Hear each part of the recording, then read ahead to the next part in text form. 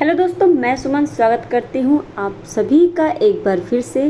तो आपकी UP triple SC की जो क्लासेस हैं, लगातार आपकी प्रैक्टिस सेट करवाई जा रही हैं जीएस की, ठीक है, जीके की और जीएस की। तो ये आपको प्रैक्टिस सेट आपको मिल रही थी, जिनमें से आपको डेली 50 क्वेश्चन मैं करवाती थी, ठीक है। तो इसकी प्लेलिस्ट आपको अलग से बनी हुई है, आप वहाँ पर जाके देख सकते हैं अगर आपने क्लासेस नहीं की है तो। फिर हमने क्या किया है, आपकी मैराथन ली है, ठीक है। जीएस की मैराथन में आपका एक प्लेलिस्ट बना है, तो मैराथन भी देखनी है तो आप जाके इस प्लेलिस्ट में देखेंगे मैराथन के। तो मैराथन में हमने जीएस के कुछ टॉपिक्स उसमें किए हैं। उसके बाद हमने जो है और करंट अफेयर की भी मैंने मैराथन ली थी कल। और आज जो टॉपिक है आपकी, आज सब्जेक्ट है आपका इकोनॉमिक्स से, इकोनॉमिक्स के जो है आपकी मैराथन होने वाली है। तो आज की जो क्लास है आपकी बेस्ट होने वाली है इकोनॉमिक्स की। आपके इकोनॉमिक्स चैप्टर दिया हुआ है और यहाँ से आपके प्रश्न वही लिए गए हैं जो कि यूपी ट्रिपल एससी करवा चुकी है। तो सारे प्रीवियस ईयर पेपर होंगे और एक्सप्लेनेशन के साथ होगा। अभी तक जिन्होंने भी चैनल को सब्सक्राइब नहीं किया है, चैनल को सब्सक्राइब कर लीजिए, बेल आइकन दबा लीजिए और ज़्यादा से ज़्यादा लोगों को शेयर करके सब्सक्राइब करवा लीजिए, ठीक है। चलिए शुरुआत करते हैं हम। अब हम बात करते हैं भारत की अर्थव्यवस्था। आपके जो सिलेबस में दिया है, क्या दिया है, इंडियन इकोनॉमी दे रखा है, हमें अर्थशास्त्र ही नहीं दिया है, इंडियन इकोनॉमी दिया है। तो भारत का अर्थव्यवस्था हमें देखना है। अर्थव्यवस्था और अर्थशास्त्र में बहुत अंतर होता है, ठीक है। तो हमें क्या देखना है, भारत की अर्थव्यवस्था क्या करनी है, देखनी है, ठीक है। क्या देखनी है, भारत की अर्थव्यवस्था, ठीक है। तो इसमें हम देखेंगे, पहला टॉपिक है आपका, पहले टॉपिक से क्या है आपका, योजना आयोग और पंचवर्षीय योजनाएं जो होती हैं इनके से संबंधित क्वेश्चन होंगे, योजनाओं से। तो हमारा पहला क्वेश्चन है क्या, भारत की 12वीं पंचवर्षीय योजना का मुख्य उद्देश्य क्या है।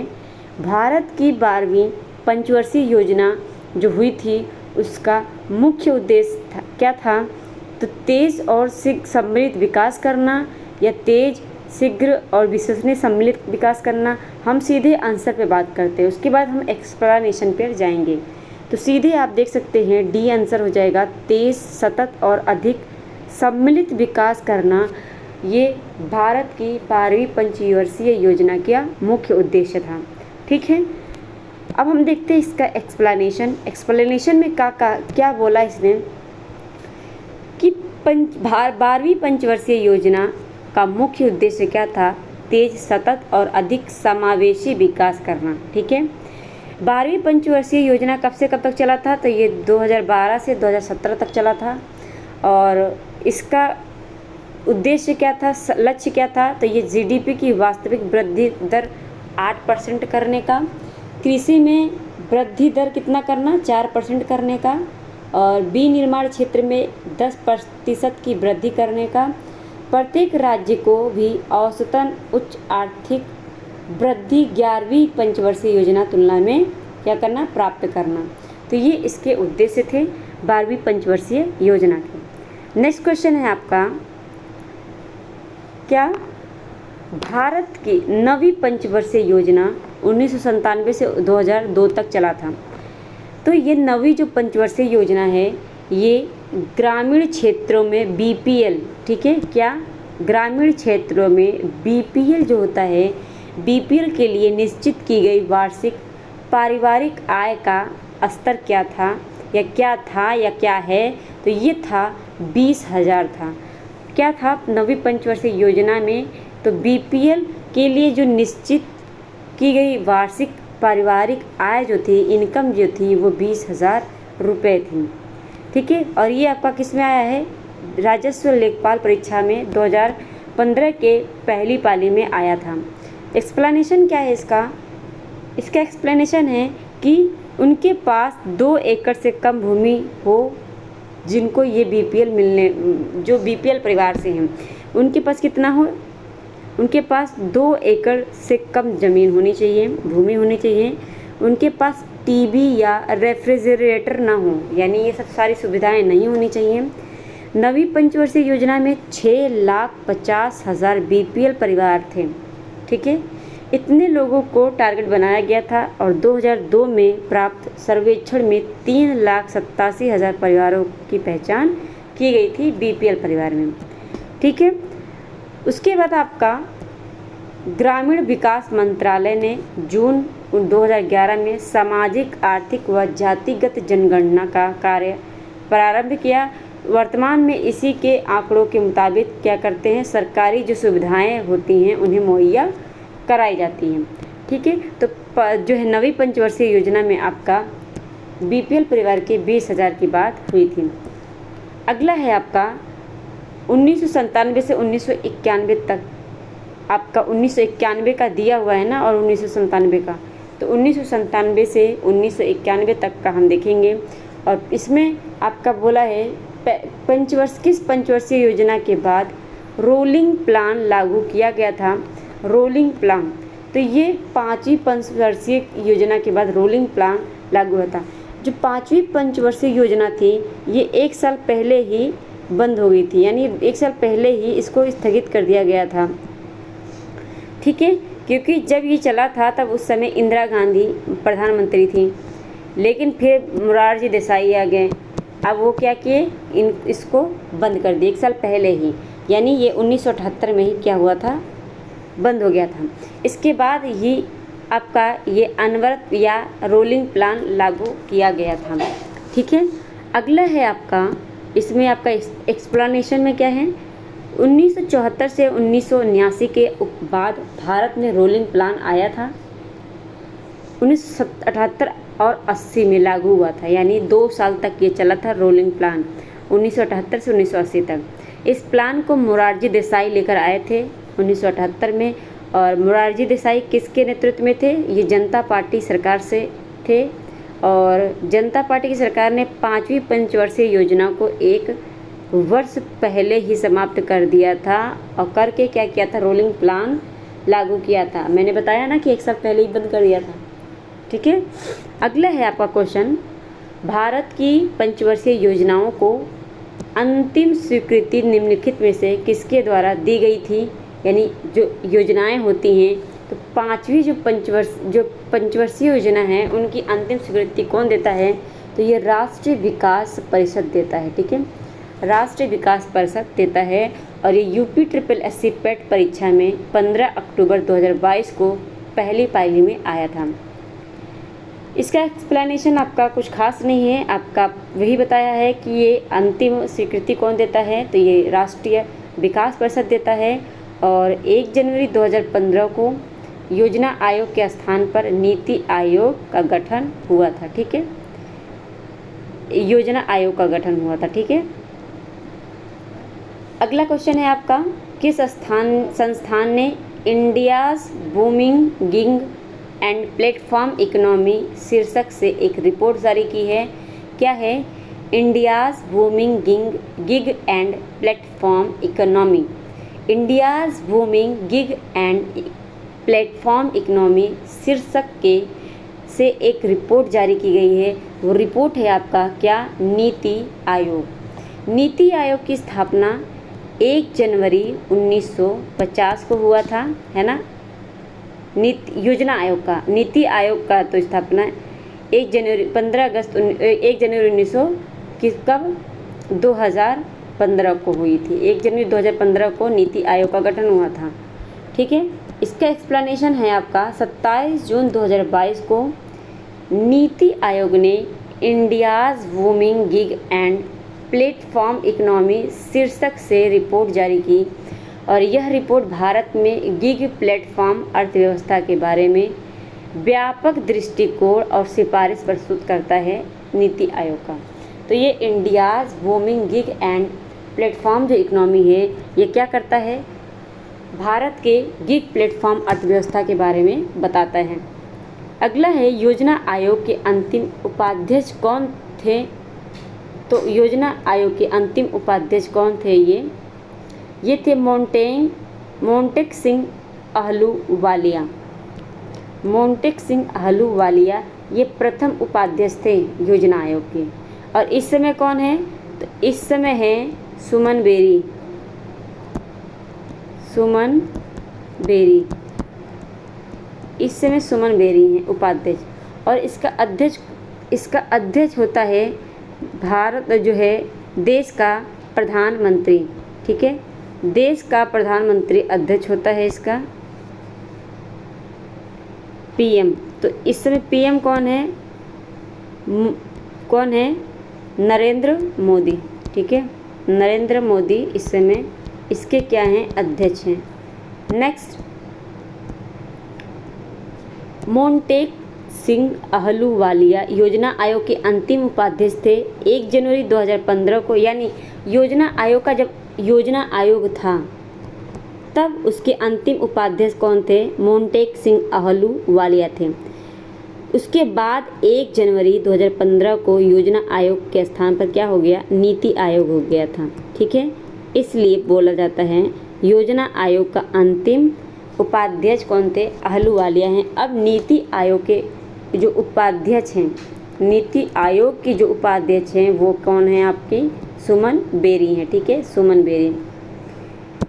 वर्तमान में स्थिरता के साथ विकास के उद्देश्य से निम्नलिखित में से कौन सी पंचवर्षीय योजना शुरू की गई, तो स्थिरता के साथ विकास के उद्देश्य से ये चौथी पंचवर्षीय योजना शुरू की गई थी, ठीक है। ग्रोथ विथ स्टेबिलिटी तथा आत्मनिर्भरता की प्राप्ति चौथी पंचवर्षीय योजना कब से कब तक चली थी, तो ये 1969 से 1974 तक चली थी। उसके बाद आपकी 1974 से 1978 तक आपका जो है 5वीं पंचवर्षीय योजना चला था। लेकिन 1 साल पहले ही मैंने बताया मोरारजी देसाई की जब सरकार आई, यानी जनता पार्टी की जब सरकार आई, तो उन्होंने क्या किया, 1 साल पहले ही पंचवर्षीय जो है 5वीं पंचवर्षीय योजना को क्या किया था, बंद कर दिया था, ठीक है।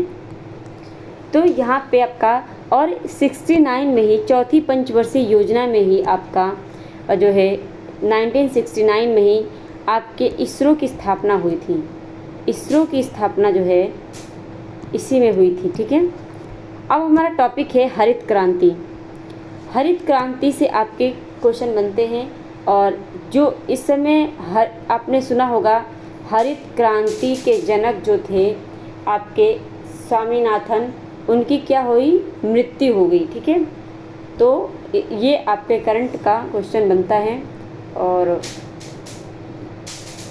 तो हरित क्रांति से आपका देखते हैं हरित क्रांति आंदोलन कब से कब तक चला था, तो ये 1967 से 1990 तक चला था, यानी 1967 से 1990 तक आपका हरित क्रांति आंदोलन चला था। और हरित क्रांति के जनक कौन थे, तो ये थे आपके भारत में हरित क्रांति के जनक एम.एस. स्वामीनाथन थे, ठीक है, एम.एस. स्वामीनाथन थे। लेकिन आपसे पूछे विश्व में हरित क्रांति के जनक, तो नॉर्मन बोरलॉग होंगे, नॉर्मन बोरलॉग, ठीक है, नॉर्मन बोरलॉग होंगे विश्व में। तो भारत में इसी को आगे बढ़ाया डॉक्टर एम.एस. स्वामीनाथन ने, जिनकी मृत्यु भी जल्दी ही हुई है, और विश्व में चलाया था अर्नेस्ट बोरलॉग ने, Norman Ernest Borlaug. Next question है, निम्नलिखित में से किसे भारत में हरित क्रांति के जनक के रूप में जाना जाता है, तो एम.एस. स्वामीनाथन को भारत में हरित क्रांति के रूप में जाना जाता है। अगला क्वेश्चन है, निम्नलिखित में से किस राज्य को हरित क्रांति के लिए भारत में आरंभ स्थल के रूप में जाना जाता है, यानी सबसे पहले हरित क्रांति की शुरुआत किस राज्य से हुई थी, तो ये हुई थी आपके पंजाब राज्य से, ठीक है, पंजाब राज्य से शुरू हुई थी। और यहाँ इसमें हरित क्रांति का संबंध किससे था, तो भारत के जो खाद्यान्न उत्पादन में वृद्धि करने से था।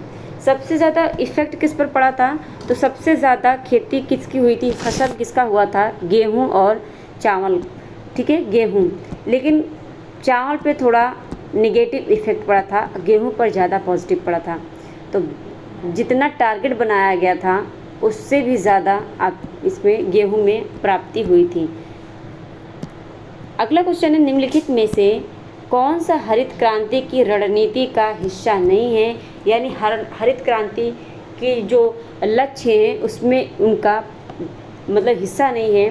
तो ये है रासायनिक उर्वरक और पीड़कनाशी या सिंचाई या फिर उच्च उपज देने वाली किस्मों के बीज। तो यह सभी हैं, ठीक है।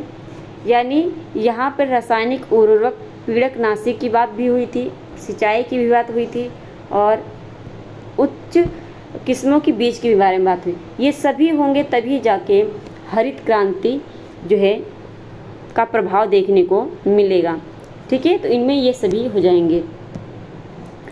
अगला है आपका दुग्ध विकास एवं ऑपरेशन फ्लड। तो ये दूध से संबंधित है ये टॉपिक। तो हम तीसरे टॉपिक पर बात कर रहे हैं और तीसरा टॉपिक आपका दुग्ध विकास एवं ऑपरेशन फ्लड है। तो ये इसकी शुरुआत 1970 में हुई थी और किसने किया था? तो वर्गीस कुरियन ने किया था इसकी शुरुआत, वर्गीस कुरियन, ठीक है।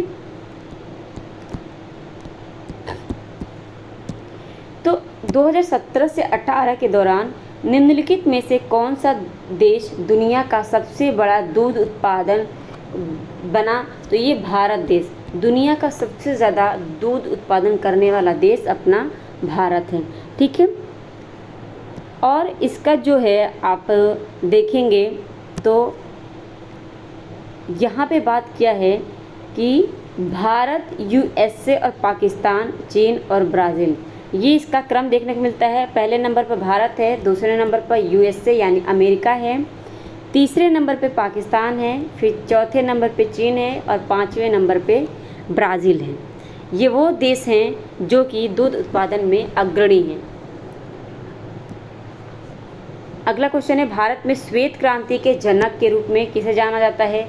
श्वेत क्रांति को ही दुग्ध क्रांति के नाम से जाना जाता है और श्वेत क्रांति के जनक ये डॉक्टर वर्गीस कुरियन थे, ठीक है। वर्गीस कुरियन। एम.एस. स्वामीनाथन हरित क्रांति से संबंधित थे, एम.एस. स्वामीनाथन हरित क्रांति से संबंधित थे और जो वर्गीस कुरियन है वो किससे संबंधित है? तो वर्गीस कुरियन आपके संबंधित हैं श्वेत क्रांति से यानी दुग्ध फ्लड से, ठीक है, दुग्ध फ्लड से। नेक्स्ट क्वेश्चन है आपका, बैंकों का राष्ट्रीयकरण सुधार, ये चौथा टॉपिक है आपका। तो बैंकों का राष्ट्रीयकरण तथा सुधार क्या है? तो पहला क्वेश्चन है आपका, बिटकॉइन क्या है? बिटकॉइन जो होता है आपने सुना होगा, जो है जब ऐड आता है उसमें भी आपने कितनी बार सुना होगा बिटकॉइन। कुछ अभी लॉकडाउन में आपका बिटकॉइन का बहुत ज़्यादा चल रहा था। तो जो बिटकॉइन है ये क्या है? बिटकॉइन डिजिटल मुद्रा का एक रूप होता है, यानी डिजिटल, जैसे पेटीएम के जो पैसे होते हैं वो डिजिटल रूप में है ना, उसी तरह डिजिटल रूप में एक मुद्रा होता है आपका बिटकॉइन, ठीक है। और ये आपका युवा कल्याण एवं विकास दल अधिकारी परीक्षा में 2018 में सेकंड पाली में आया था। तो बिटकॉइन जो होता है एक विकेंद्रीकृत जो है डिजिटल मुद्रा होता है। ये किसी केंद्रीय बैंक द्वारा संचालित नहीं होता, यानी ये किसी भी जो है सेंट्रल बैंक के द्वारा चलाया नहीं जाता है। यह एक ऐसी मुद्रा होती है जिसे ना तो देखा जा सकता है और ना ही स्पर्श किया जा सकता है, ठीक है। अवमूल्यन, अवमूल्यन का अर्थ है क्या? अवमूल्यन बहुत ज़्यादा इम्पोर्टेंट है, ये सारे आपके इम्पोर्टेंट हैं। तो अवमूल्यन होता क्या है? अवमूल्यन का अर्थ है अन्य देशों की मुद्रा की तुलना में घरेलू मुद्रा का मान कम कर देना। यानी अगर आपने देश में एक्सपोर्ट जो है बढ़ाना है और विदेशी मुद्रा अपने देश में बढ़ाना है, तो उसके लिए क्या करता है देश? अपने जो है अपने देश की जो करेंसी होती है उसकी जो है मान जो है वैल्यू जो है उसको कम कर देता है, ताकि जो विदेशी हैं वो यहाँ पे अपना क्या करें? निर्यात करें। तो निर्यात जब करेंगे वो लोग, तो उससे क्या होगा? जब वो यहाँ से अपने जगह अपने देश में सामान लेकर जाएंगे तो उनके पैसे जो है हमारे देश में आएंगे और जिससे विदेशी मुद्रा इकट्ठा होगा। तो इसलिए अवमूल्यन किया जाता है। तो अभी तक अपने देश में 3 बार अवमूल्यन हो चुका है, ठीक है। तो अपने देश की मुद्रा को किसी अन्य देश की मुद्रा की तुलना में घटा देना ही अपना अवमूल्यन कहलाता है। नेक्स्ट क्वेश्चन है आपका, देखिए यहाँ पे मुद्रा के अवमूल्यन से अवमूल्यन करने वाले देश के आयात महंगे तथा निर्यात सस्ते हो जाते हैं और देश के भुगतान संतुलन की स्थिति में सुधार होती है, ठीक है। इसलिए क्या करते हैं, अवमूल्यन कर देते हैं। अगला है आपका, भारत में मुद्रा आपूर्ति के मापन के संदर्भ में निम्न कथनों पर विचार कीजिए। और इसमें आपका है क्या,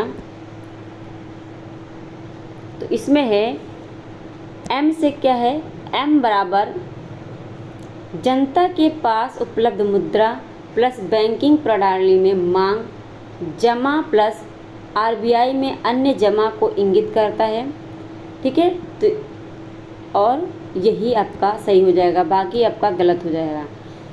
मुद्रा आपूर्ति का मापन आपका एम बराबर जनता के पास क्या है, उपलब्ध मुद्रा प्लस बैंकिंग प्रणाली में मांग जो जमा होती है और उसके बाद आपकी जोड़ी जाती है क्या, आरबीआई।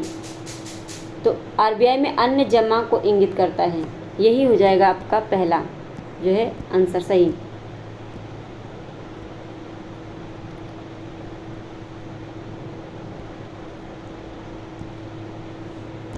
किसके बढ़ने के फलस्वरूप निजी निवेश में वृद्धि की अधिक संभावना होती है, तो ये होती है नई पूंजी पर अनुमानित प्राप्ति जब होती है तब वहाँ पे निजी निवेश में वृद्धि अधिक हो जाती है, ठीक है।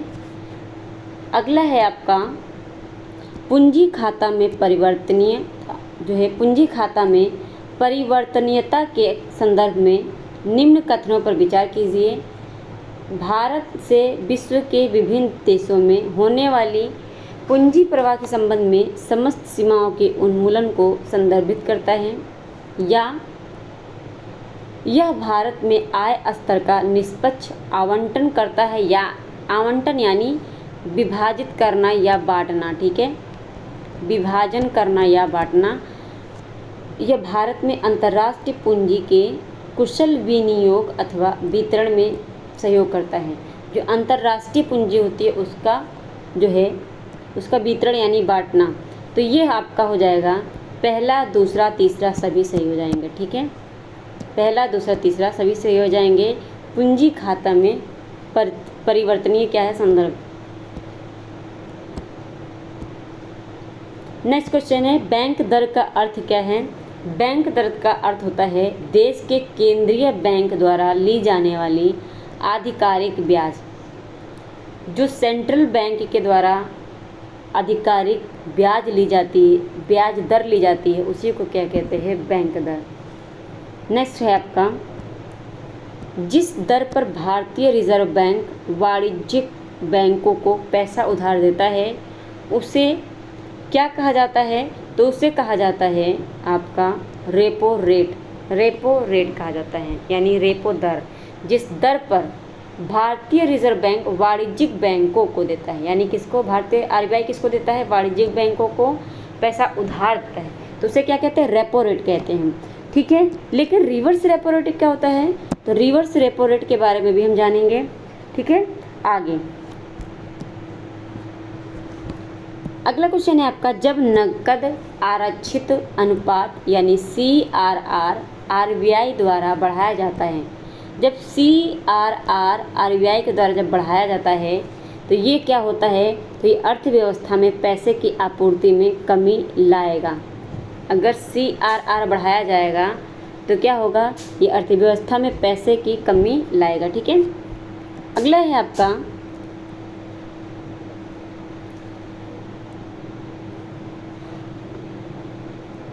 इनमें से कौन सा भारत में बैंकिंग क्षेत्र में महत्वपूर्ण सुधारों में से एक नहीं है, तो वो आपका है क्या, वर्धित SLR ये आपका बैंकिंग क्षेत्र में महत्वपूर्ण नहीं है। इसमें आपका हो जाएगा घटी हुई CRR और SLR, ब्याज दर का विनियमन, नई पीढ़ी बैंक, ये आपके इम्पॉर्टेंट हैं बैंकिंग से संबंधित, लेकिन वर्धित SLR ये आपका इससे संबंधित नहीं है। नेक्स्ट है आपका निम्नलिखित में से कौन सी संस्था भारत में मौद्रिक नीति बनाती है? तो ये मौद्रिक नीति कौन सी संस्था बनाती है? ये बनाती है आपकी RBI बनाती है। और RBI की स्थापना कब हुई थी? तो RBI की स्थापना 1900 कब हुई थी? 1955 में, या SBI की स्थापना हुई थी 1955 में?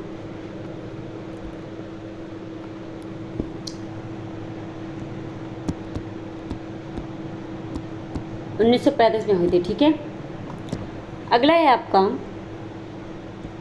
निम्नलिखित में से कौन एक द्रव्यता अनुपात है? द्रव्यता अनुपात, तो ये चालू अनुपात क्या होता है? एक द्रव्यता अनुपात होता है, चालू अनुपात।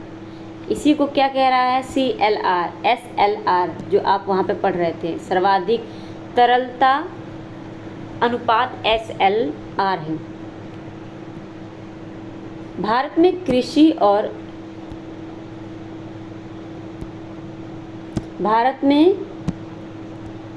कृषि और संबंधित कार्यकलापों को निम्नलिखित में किसके द्वारा सबसे अधिक उधार प्रदान किया गया है? तो कृषि जो है में कौन देता है? तो वाणिज्यिक बैंक सबसे ज़्यादा उधार देता है कृषि में। ठीक है, अगला है आपका, हम इसका देख लेते हैं एक्सप्लेनेशन। तो एक्सप्लेनेशन में क्या है आपका?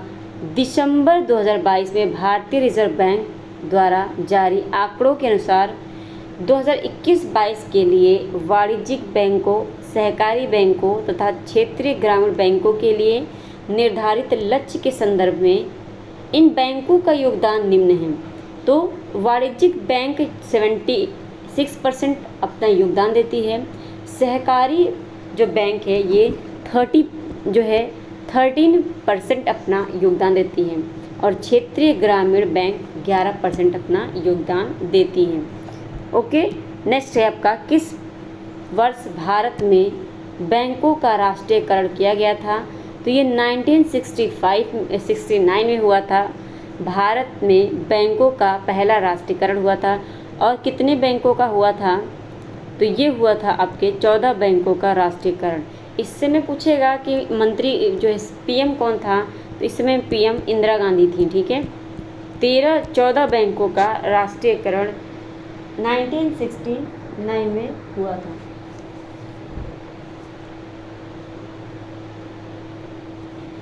अगला है आपका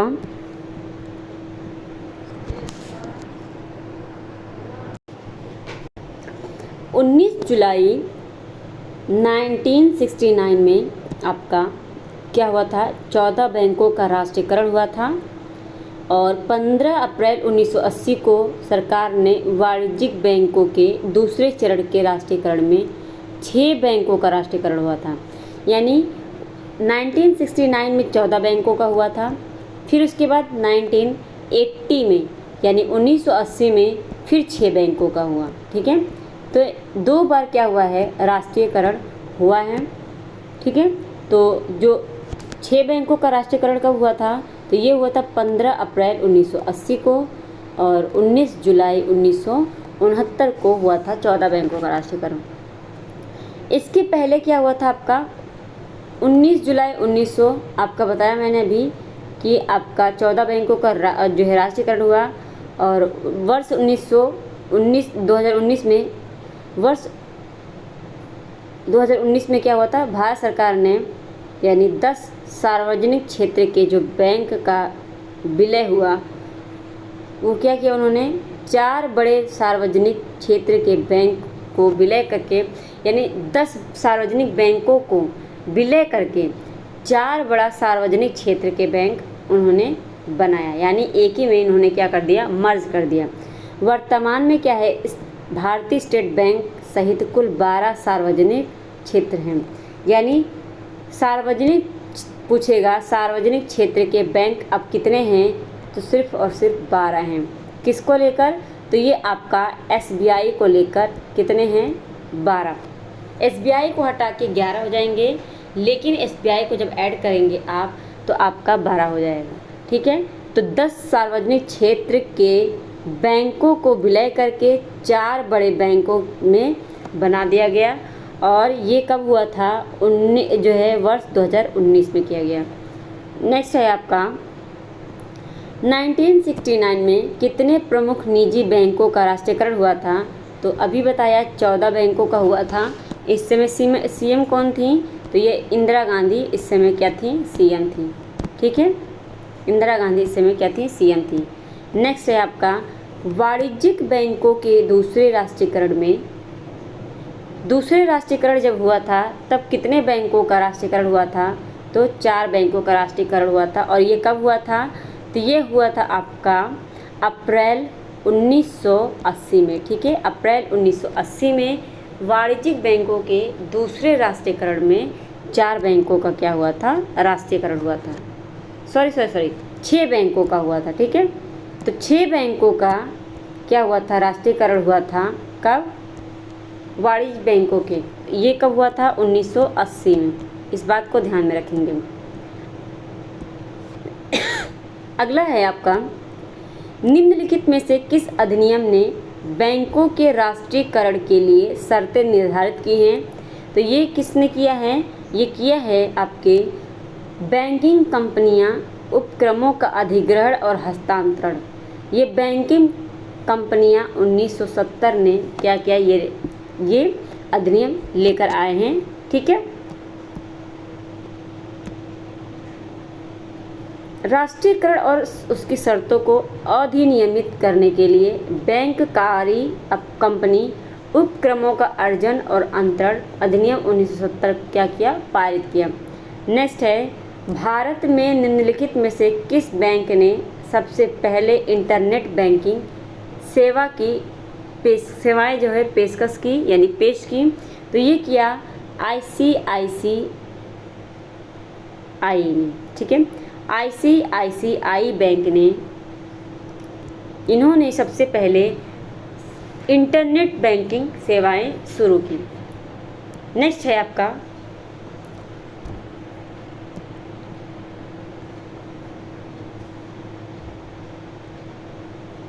भारत में इनमें से कौन सा बैंक सार्वजनिक क्षेत्र का बैंक नहीं है, सार्वजनिक क्षेत्र का बैंक नहीं है पूछा है। तो इलाहाबाद बैंक सार्वजनिक क्षेत्र का बैंक है, पंजाब नेशनल भी है, यूको बैंक भी है, लेकिन फेडरल बैंक लिमिटेड नहीं है। फेडरल बैंक लिमिटेड आपका सार्वजनिक क्षेत्र का बैंक नहीं है। ठीक है, इस बात को ध्यान में रखेंगे। अगला है आपका भारत में सार्वजनिक क्षेत्र में के बैंकों में सबसे बड़ा बैंक कौन सा है, तो सार्वजनिक क्षेत्रों के बैंकों में सबसे बड़ा बैंक आपका स्टेट बैंक ऑफ इंडिया है, इस SBI आपका। अगला है आपका the imperial bank of India को राष्ट्रीयकरण के बाद क्या नाम दिया गया, तो इंपीरियल बैंक को क्या नाम दिया गया, ये भारतीय स्टेट बैंक दिया गया। तो ये स्टेट बैंक की स्थापना आपकी 1935 में हुई थी, 1955 में हुई थी। ठीक है, 1955 में।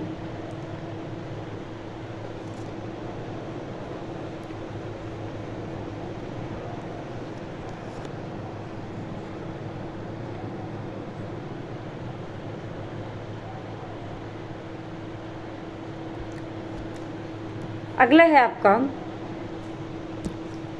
1 जुलाई 1955 को स्टेट बैंक की स्थापना हुई थी, और जनवरी 1921 में bank of Bombay, bank of Madras और बैंक ऑफ बंगाल को क्या किया था, विलय करके the imperial bank of India बनाया गया था, और इसी का नाम बदल के क्या किया गया, SBI कर दिया गया 1955 में। नेक्स्ट है आपका निम्नलिखित में से कौन एक वाणिज्यिक बैंक नहीं है, वाणिज्यिक बैंक पूछा है, ये सिडबी नहीं है। ठीक है, सिडबी वाणिज्यिक बैंक नहीं है, बल्कि सभी हैं। HSBC आपका BC आपका है, और आपका ICICI बैंक और भारतीय स्टेट बैंक, लेकिन सिडबी आपका वाणिज्यिक बैंक नहीं है। नेक्स्ट है आपका भारत में बैंकों द्वारा कृषि में सूक्ष्म वित्त प्रयास महिलाओं के एक छोटे समूह के गठन पर टिकी हुई है। उसे क्या कहा जाता है? तो इसे कहा जाता है स्वावलंबन दल। स्वावलंबन दल कहा जाता है। भारत में बैंकों द्वारा कृषि में सूक्ष्म वित्त प्रयास महिलाओं के एक छोटे समूह के गठन पर टिकी हुई है। तो ये है आपका स्वावलंबन दल। उसे क्या कहते हैं? स्वावलंबन दल कहा जाता है। ओके। रिजर्व बैंक ने बैंकों का क्या किया था? रिजर्व बैंक ने बैंकों और अन्य संस्थाओं को किस दर में परिवर्तन का निर्देश दिया था? तो ये दिया था मिबोर में दिया था। ठीक है, मिबोर में दिया था। अगला है आपका, तो ये मिबोर का फुल फॉर्म भी पूछ सकता है आपसे, मुंबई इंटरबैंक आउटराइट रेट। ठीक है, मुंबई इंटरबैंक आउटराइट रेट, ये इसका फुल फॉर्म है। अगला है आपका, कौन सा संगठन भारत में सभी जिलों के लिए ग्रामीण उधार योजनाएं तैयार करता है? तो ग्रामीण योजनाएं जो है वो कौन देखता है ये सारी चीज़ें? तो ये देखता है आपका नाबार्ड। ठीक है, नाबार्ड देखते हैं। अगला क्वेश्चन है कि नाबार्ड की स्थापना कब हुई थी? तो नाबार्ड की जो स्थापना हुई थी ये 12 जुलाई 1982 को हुई थी, नाबार्ड की स्थापना। ठीक है, इसका उद्देश्य क्या है? नाबार्ड का उद्देश्य क्या है? एक सशक्त और वित्तीय रूप से समावेशी ग्रामीण भारत का निर्माण करना। इसका फुल फॉर्म पूछ लेता है, national bank for agriculture and rural development, ये नाबार्ड का फुल फॉर्म है। अगला है, नाबार्ड का विस्तृत रूप क्या है? तो नेशनल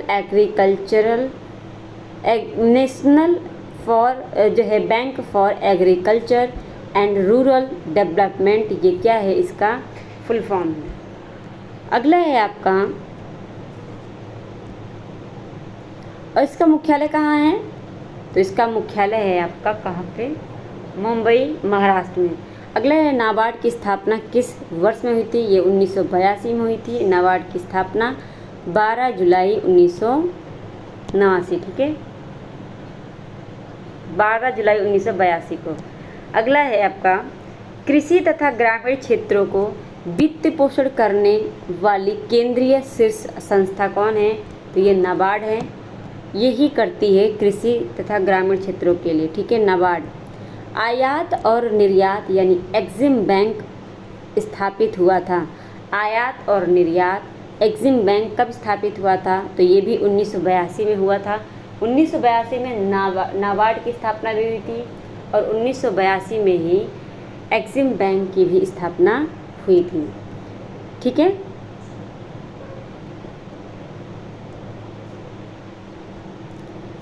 अगला है आपका, ऐसा राज्य जहां कोई क्षेत्रीय ग्रामीण बैंक नहीं है, तो वो है आपका सिक्किम, जहां पर कोई भी क्षेत्रीय ग्रामीण बैंक नहीं है। वर्तमान में जम्मू कश्मीर के एक केंद्र शासित प्रदेश बन गया है, सभी को पता है। और वह कौन सी प्रथम माइक्रो वित्त कंपनी है जो भारत में अगस्त 2015 में एक बैंक के रूप में परिवर्तित हो गई? तो ये है आपका बंधन बैंक। ठीक है, बंधन बैंक क्या है? पहली माइक्रो वित्त कंपनी है जो भारत में अगस्त 2015 में एक बैंक के रूप में क्या हुई थी? परिवर्तित हुई थी, बंधन बैंक। अगला है आपका, निम्न में से बैंक और उसके उद्देश्य का कौन सा संयोजन सही नहीं है? तो आरआरबी, ये किसके लिए? कृषि अर्थ प्रबंध के लिए। तो ये किसके लिए था? कृषि, आरआरबी कृषि अर्थ प्रबंध, यही आपका क्या हो जाएगा? सही हो जाएगा। बाकी सब आपके गलत हो जाएंगे। ठीक है, तो ये हैं आपके इडवी का क्या है? औद्योगिक विकास बैंक। नाबार्ड का है टिकाऊ और न्याय संगत कृषि एवं समन्वित ग्रामीण विकास संवर्धन। आरबीआई का क्या है? मौद्रिक नीति तैयार करना, उसका कार्यान्वयन और निगरानी रखना। अगला क्वेश्चन है आपका, रिजर्व बैंक ऑफ इंडिया की स्थापना किस वर्ष हुई? तो रिजर्व बैंक ऑफ इंडिया की स्थापना 1935 में हुई थी, यानी आरबीआई की पूछ रहा है। आरबीआई की स्थापना कब हुई थी? 1935 में, 1 अप्रैल 1935। लेकिन वर्ष 1937 में क्या हुआ था? मुंबई में स्थानांतरित कर दिया गया, यानी पहले इसका जो हेडक्वार्टर था वो कोलकाता में था, लेकिन एक जो इसको 1937 में कहाँ कर दिया गया? तो ये कर दिया गया मुंबई में, और 1949 में इसका राष्ट्रीयकरण किया गया। यानी आरबीआई का राष्ट्रीयकरण कब हुआ था? तो ये हुआ था आपका 1949 में, ठीक है, 1949 में। अगला क्वेश्चन है आपका, आरबीआई ने 22 जुलाई 2021 को किस भुगतान तंत्र को नए कार्ड जारी करने का प्रतिबंध लगा दिया है? तो ये लगा दिया है मास्टर कार्ड को। 22 जुलाई 2021 के भुगतान तंत्र, ये कौन है? मास्टर कार्ड को प्रतिबंध लगा दिया है किसने? आरबीआई ने। अगला क्वेश्चन है आपका,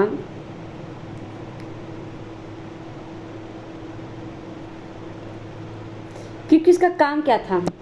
भारतीय ग्राहकों का डेटा संग्रहित कर रहा था, इसलिए इसको मना कर दिया गया। अगला है, आरबीआई का नकद कोषानुपात, यदि आरबीआई का नकद कोषानुपात को घटा दिया जाता है तो साख सृजन पर क्या असर होता है?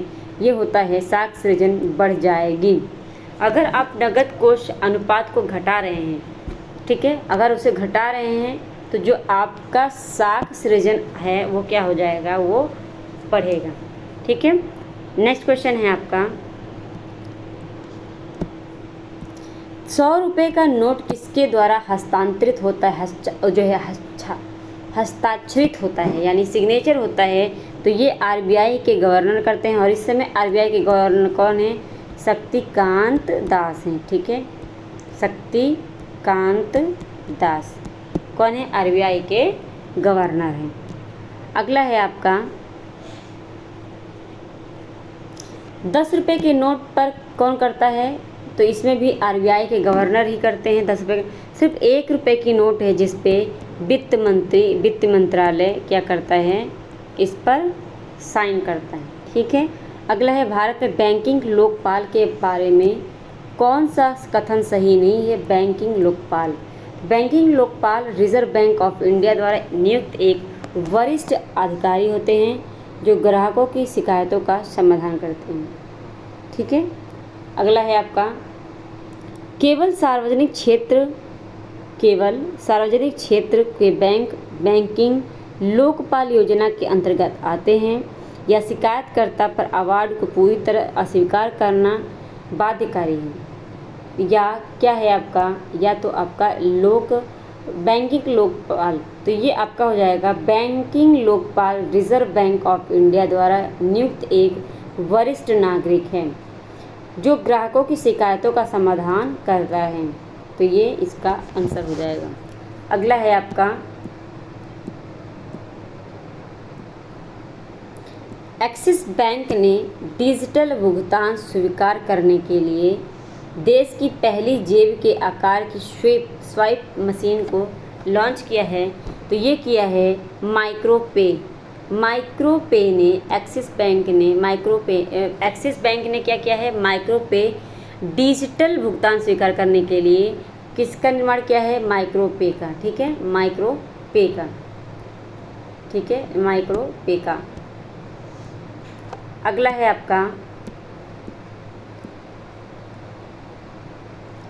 वर्ष 1991 में आर्थिक सुधार तथा उसके बाद की अर्थव्यवस्था के बारे में अब हम बात करेंगे। ये स्पेशल आपकी एक जो है एक टॉपिक है आपकी, ये स्पेशल, और ये टॉपिक आपकी अलग से दे रखी है, तो इस पर आप ध्यान देंगे। इससे बनने वाले क्वेश्चन हम देखेंगे। भारत में आर्थिक सुधार 1991 के दौरान प्रधानमंत्री कौन था? ये पूछेगा। तो उस समय प्रधानमंत्री कौन थे? डॉक्टर पीवी नरसिम्हा राव उस समय क्या थे? प्रधानमंत्री थे। लेकिन आपसे पूछेगा वित्त मंत्री कौन था उस समय? तो ये थे डॉक्टर मनमोहन सिंह, वित्त मंत्री थे। और डॉक्टर मनमोहन सिंह को ही क्या कहा जाता है? तो यही आपके क्या है, वित्त मंत्री डॉक्टर मनमोहन सिंह। ठीक है, अगला है 1991 की नई उदार आर्थिक नीति के परिचय के साथ भारतीय अर्थव्यवस्था ने इसके अलावा निम्नलिखित सभी माध्यम से मौजूदा आर्थिक समस्याओं को क्या करता है, संबोधित करता है। तो ये है आपका औद्योगिकरण। ठीक है, औद्योगिकरण। नेक्स्ट है आपका, तो 1991 में जो है एलपीजी अपनाया गया। ठीक है, एलपीजी। तो एलपीजी लिबरलाइजेशन, प्राइवेटाइजेशन, ग्लोबलाइजेशन, ये इसका फुल फॉर्म है। लिबरलाइजेशन आपका पहला उदारीकरण, प्राइवेटाइजेशन यानी निजीकरण, और ग्लोबलाइजेशन यानी वैश्वीकरण। ये 3 संबंधित सुधार हुआ था। ठीक है, 3 स्तर पर। आई होप ये बात समझ में आई होगी। 1991 के आर्थिक सुधार के बाद उद्योग विशेष रूप से सार्वजनिक क्षेत्र के लिए आरक्षित थे। तो ये थे परमाणु ऊर्जा उत्पादन। ठीक है, परमाणु ऊर्जा उत्पादन,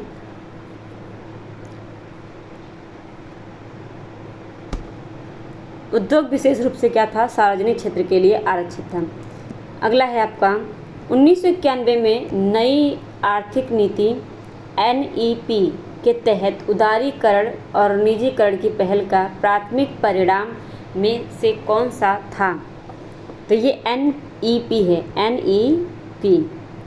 ठीक है, 1991 में नई आर्थिक नीति एनईपी, नेशनल इकोनॉमिक पॉलिसी। ठीक है, तो इसके तहत उदारीकरण का पूछा है। उदारीकरण और निजीकरण की पहल का प्राथमिक परिणाम क्या था। तो ये था वैश्वीकरण।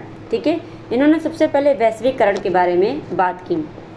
अगला है आपका 1991 के आर्थिक सुधार के द्वारा निम्न में से किस समस्या की ओर ध्यान दिया गया। तो सबसे ज़्यादा किस समस्या पर ध्यान दिया गया, आर्थिक नीति की असफलता पर, विदेशी मुद्रा भंडार में संकट और भारतीय रुपये का मूल्यह्रास। ये सभी हो जाएंगे आपके 1991 के आर्थिक सुधारों के द्वारा। ठीक है, समस्याएं जो हुई थी। ठीक है, अगला है आपका निम्नलिखित में से कौन विनिवेश आयोग से संबंधित है। विनिवेश, तो ये विनिवेश से संबंधित है जीवी रामकृष्णा। जीवी रामकृष्णा विनिवेश आयोग से संबंधित हैं। 1991 से 92 में विनिवेश कार्यक्रम शुरू किया गया था और 1992 में सरकार ने सार्वजनिक क्षेत्र के उद्यमों में शेयरों के विनिवेश से संबंधित समिति का क्या किया था, गठन किया था।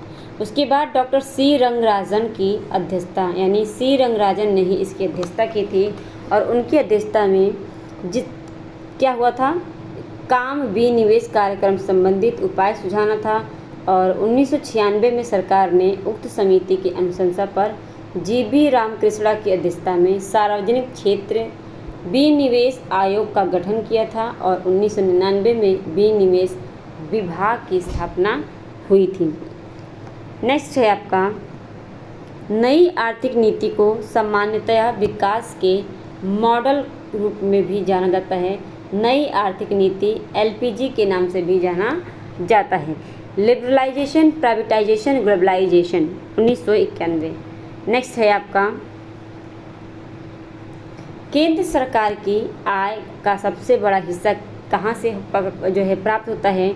तो सबसे बड़ा हिस्सा तो केंद्र सरकार को उत्पाद शुल्क से मिलता है। ठीक है, उत्पाद शुल्क यानी जीएसटी से मिलता है, ये सबसे हो जाता है। ठीक है, अगला है आपका नवंबर 2018 के अंत तक भारत का राजकोषीय घाटा क्या रहा है। नवंबर 2018 के अंत तक तो राजकीय जो है घाटा क्या था, राजकीय जो है राजकोषीय घाटा, तो ये थी 7.17 लाख करोड़ रुपए। 7.17 लाख करोड़ रुपए।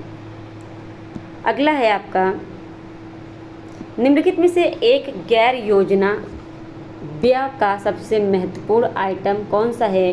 गैर योजना व्यय का सबसे महत्वपूर्ण आइटम ब्याज का भुगतान है, ब्याज का भुगतान।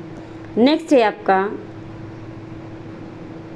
विश्व में वर्ष 2016 से 17 के रक्षा बजट पर भारत का विभिन्न देशों की तुलना में कौन सा स्थान है?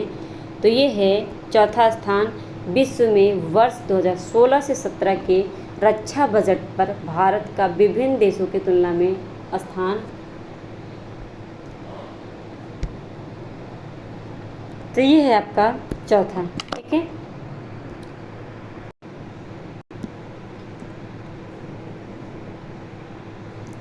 अगला क्वेश्चन है आपका, भारत में थोक मूल्य सूचकांक के मुख्य घटक कौन है? थोक मूल्य का पूछा है। थोक मूल्य सूचकांक के घटक कौन कौन से हैं? तो ये है आपका प्राथमिक वस्तुएं, प्राथमिक वस्तुएं, ईंधन और बिजली, और फिर आपकी हो जाएंगी विनिर्मित उत्पाद। ये तीनों आपके क्या हो जाएंगे, यानी पहला हो जाएगा, पहला, दूसरा, चौथा, प्राथमिक वस्तुएं, ईंधन और बिजली, विनिर्मित उत्पाद, ये सभी आपके क्या हो जाएंगे, थोक मूल्य सूचकांक के घटक। ओके, अगला है आपका, निम्नलिखित में से कौन सा क्षेत्र भारत का सबसे बड़ा नियोक्ता है?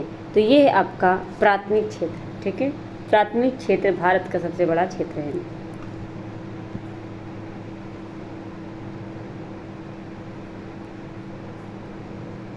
प्राथमिक क्षेत्र में कौन कौन सा क्या क्या क्षेत्र आता है? तो इसमें कृषि आ जाती है, वानिकी आ जाता है, मत्स्य पालन, डेयरी पालन, खनन, यानी जितनी भी प्राकृतिक चीज़ें हैं वो किस में आ जाती हैं, प्राथमिक में आ जाती हैं। ठीक है, ध्यान रखिएगा। अगला है आपका, किसी भी विकासशील अर्थव्यवस्था के प्रारंभिक चरणों में अधिकांश गतिविधियां क्षेत्र से संबंधित हैं। तो अधिकांश प्राथमिक क्षेत्र से ही संबंधित होती हैं जब विकासशील अर्थव्यवस्था के प्रारंभिक चरणों में हम चलते हैं। ठीक है, तो अधिकांश गतिविधियां प्राथमिक क्षेत्र से संबंधित होती हैं। अगला क्वेश्चन है आपका,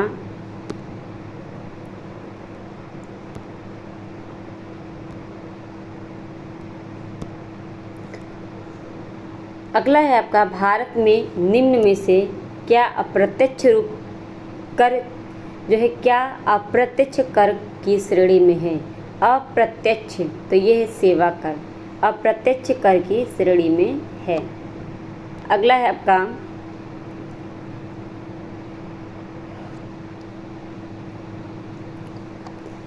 भारत में आय कर को क्या कहा जाता है? तो भारत में आय कर को कहा जा सकता है प्रत्यक्ष प्रगामी, प्रत्यक्ष प्रगामी के नाम से जाना जाता है। और ये इम्पॉर्टेंट है कि भारत में आय कर को क्या कहा जाता है, वो कहा जाता है प्रत्यक्ष और प्रगामी। नेक्स्ट है, निम्नलिखित में से कौन राजस्व व्यय का एक उदाहरण है? राजस्व व्यय, तो ये है एक प्रिंटर की मरम्मत, एक प्रिंटर की मरम्मत करना राजस्व व्यय का एक उदाहरण होता है। एक्सप्लेनेशन में देखते हैं, राजस्व व्यय से अभिप्राय सरकार द्वारा एक वित्तीय वर्ष में किए जाने वाले उस अनुमानित व्यय से है जिसके फलस्वरूप ना तो सरकार की परिसंपत्ति का निर्माण होता है और ना ही देयता में कमी होती है। वृद्धावस्था पेंशन, ऋणों के भुगतान पर किए गए व्यय आदि। ये दिए गए प्रश्न में प्रिंटर की मरम्मत राजस्व का व्यय का उदाहरण है। ठीक है, अगला है आपका, केंद्र सरकार के विकास व्यय में शामिल नहीं है। तो क्या नहीं है? तो इसमें रक्षा व्यय केंद्र सरकार के विकास व्यय में शामिल नहीं है, बल्कि आर्थिक सेवाओं पर व्यय, सामाजिक और सामुदायिक सेवाओं पर व्यय, राज्यों के लिए अनुदान, ये सभी होंगे। अगला है आपका, घाटे की वित्त व्यवस्था का अर्थ व्यवस्था पर क्या प्रभाव पड़ता है? घाटे की वित्त व्यवस्था का अर्थव्यवस्था पर प्रभाव मुद्रास्फीति पड़ता है। ठीक है, घाटे की वित्त व्यवस्था का अर्थव्यवस्था पर प्रभाव क्या पड़ता है? तो ये मुद्रास्फीति होती है। घाटे की वित्त व्यवस्था जब करते हैं तो ये मुद्रास्फीति होता है। ठीक है, अगला है आपका, वह स्थिति जब एक अर्थशास्त्र व्यवस्था में पैसे की आपूर्ति वस्तुओं और सेवाओं की आपूर्ति से अधिक हो जाती है तो क्या कहलाता है? तो ये कहलाता है मुद्रास्फीति, जो पैसे की आपूर्ति और पैसे की आपूर्ति वस्तुओं और सेवाओं की आपूर्ति से अधिक हो जाती है, तब क्या होता है? मुद्रास्फीति। ठीक है। नेक्स्ट है आपका सकल घरेलू बचत में कौन प्रमुख योगदान करता है? सकल घरेलू बचत में कौन योगदान सबसे ज़्यादा करता है? तो ये करता है परिवार। ठीक है। सकल घरेलू बचत में योगदान करता है कौन? तो ये योगदान करता है परिवार। अगला है आपका एमएसएमई सतत जेड प्रमाणन योजना के तहत मध्यम उत्पादों को उनके व्यवसायों में कितने प्रतिशत सब्सिडी मिलेगी? तो ये मिलेगी कितने प्रतिशत? एमएसएमई प्रमाणन योजना के तहत मध्यम उद्यमों को उनके व्यवसायों में कितने प्रतिशत सब्सिडी मिलेगी? तो ये मिलेगी कितने? तो ये मिलेगी आपकी 50% सब्सिडी। ठीक है, 50% सब्सिडी। नेक्स्ट है आपका वर्ष 2014 के बाद आर्थिक सुधार। ठीक है, वर्ष 2014 के बाद आर्थिक सुधार क्या हुए वो देखेंगे। तो कृषि में नवाचार और उद्यमिता को बढ़ावा देने के उद्देश्य से भारत सरकार स्टार्टअप और उन्हें संभावित निवेशकों से जुड़ने के सक्षम बनाने के लिए क्या करता है? कार्यक्रम शुरू कर रही है। इस कार्यक्रम को क्या कहते हैं? तो ये कार्यक्रम क्या है? PM जो है एग्री उड़ान। क्या है? एग्री उड़ान। ये क्या है? तो ये एग्री उड़ान कृषि में नवाचार और उद्यमिता को बढ़ावा देने का जरिया है। ठीक है। विज्ञान भवन नई दिल्ली में प्रधानमंत्री मोदी द्वारा औपचारिक रूप से मेक इन इंडिया पहल की शुरुआत कब हुई? तो मेक इन इंडिया पहल की शुरुआत हुई थी आपकी 25 सितंबर 2014। ठीक है, 25 सितंबर 2014 को मेक इन इंडिया पहली शुरुआत हुई थी। नेक्स्ट है आपका मेक इन इंडिया कार्यक्रम कितने क्षेत्रों में संकेंद्रित है? तो ये है 25 क्षेत्रों में संकेंद्रित है। नीति जो है मेक इन इंडिया इम्पॉर्टेंट है, मेक इन इंडिया 25। अगला है आपका वस्तु और सेवा कर। ठीक है, वस्तु और सेवा कर हमने 8 टॉपिक पे बात कर ली। 8 टॉपिक हमने कंप्लीट कर लिए प्रश्न संबंधित। ठीक है, मेन जो आपके पेपर में आते हैं। तो वस्तु और सेवा कर वर्तमान में वस्तु एवं सेवा कर goods and service tax GST जिसे कहते हैं नामक कई कर व्यवस्था के लिए उच्चतम प्रतिशत स्लैब कितना होता है? तो ये 28% होता है। ठीक है। अगला है आपका तो 4 स्लैब में होता है। पहला होता है 5%, 12%, 18% और 28%। सबसे ज़्यादा 28% होता है ऑटोमोबाइल तथा विलासिता की वस्तुओं पर। ठीक है, तो ये है 5%, 12, 18 और 28। नेक्स्ट है वस्तु एवं सेवाओं पर GST को कितने घटकों में विभाजित किया जाता है? वस्तु और सेवाओं पर GST कितने घटकों में पाया जाता है? तो ये होता है 3 घटकों में पाता है। ठीक है, तो 3 घटकों में विभाजित किया गया है वस्तु और सेवा कर को। अगला है आपका वस्तु एवं सेवा कर यानी GST भारत में 1 जुलाई 2017 को पेश किया गया था वस्तु और सेवा कर। नेक्स्ट है आपका तो हम जो है आज की जितनी भी टॉपिक थी इस मैराथन में आपकी कंप्लीट हो चुकी है। 2 पार्ट में इस इकोनॉमिक्स के मैराथन को कंप्लीट करेंगे। आज आपका पार्ट 1 था। ठीक है, पार्ट 1 था। अब अगली पार्ट 2 जल्दी लेकर आऊँगी। ठीक है, आई होप आज की जो क्लास है आपको अच्छी लगी होगी। कमेंट करके ज़रूर बताइए कि कैसी लगी क्लास, और ज़्यादा से ज़्यादा लोगों को शेयर कर दीजिएगा ताकि वो भी देख सकें, और आप लोग सभी लोग चैनल को सब्सक्राइब कर लेंगे बेल आइकन दबा लेंगे ताकि आपको सबसे पहले नोटिफिकेशन मिलती रहे, ठीक है, हमारे क्लास की। ठीक है, आई होप आप लोग सभी लोग समझ गए होंगे और सभी लोग जो है सब्सक्राइब कर लेंगे। आज के लिए बस इतना ही, धन्यवाद।